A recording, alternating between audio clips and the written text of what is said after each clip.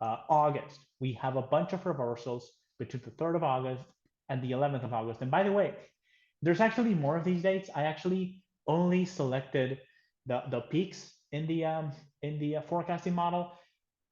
Uh, the area between the 3rd of August and the 11th of August, all of those days, so all those 7 days, 8 days, have a reading above 1.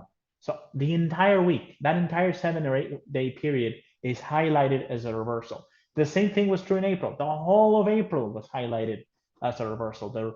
The intensity reading on between April 7th and April 24th, that entire period, the reading for every single day was above 1. So technically, any one of those days could have been a low. However, and I was right to look at it that way, it seems that you should look at the highest peaks within those days. So if you have an entire month where the reading is above 1, you should look at the peaks. When is the reading the highest? That's when you're most likely to get a reversal. Another one of these periods is November, all of November. It's not just November 2, November 3, November 4, November 6, November 20, November 21, November 22, and November 30. It's the entire month of November that actually has a reading above 1. So we could see a high or a low or a significant turning point sometime in November. No, I don't love that. I would normally want to get more accuracy from this forecasting model. But yeah, sometimes you have a whole cluster of days. However, like I said, it points to a single reversal. So August is going to be either a high or a low. We may get some chop.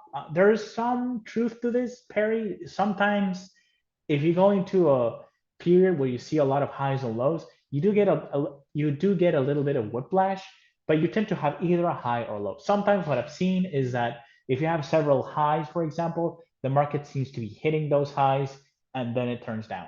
That's what happened here, for example. What I remember is this happened here. In 2024, we had a very high reading for a high in March 9. The actual high was March 13. I actually remember this one because I had ChatGPT review the forecasting model just to see if it could help me identify turning points. And what it said is it noticed that there was a cluster of reversals between May 9 and I believe it was April 11. So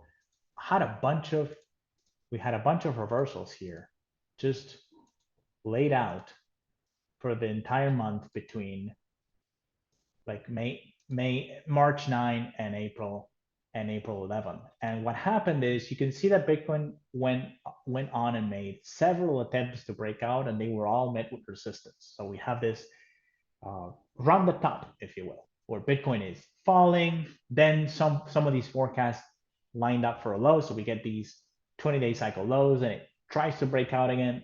It goes down, but then once you clear that cluster, that high intensity period, the market was free to turn down. And I do believe, I could be wrong here, but I think the same thing was happening here in this time period here. This is the high in the second half of December of last year and the final high on January 20th. I don't think January 20th is highlighted as an important reversal on the forecasting model. This one was though. November 16th, I think, was the date. And we got the high or the first day of the sell-off on the 18th of December. But this entire period was also meant, there was a bunch of reversals showing up for this entire period. And what happened is once we cleared out of that period, the market was, quote, free to fall.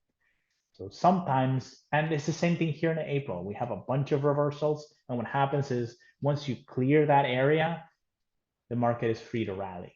That's kind of how I'm looking at it. To be honest with you, though, I just looked at the date with the highest reading, and I look at whatever the market is doing. So again, if the market is rallying into early August, I'm going to be looking for a high, period, on a single date. If more than one of those dates produces a mini top and then there's a large top, I don't really care. I'm just looking for the high. So yeah,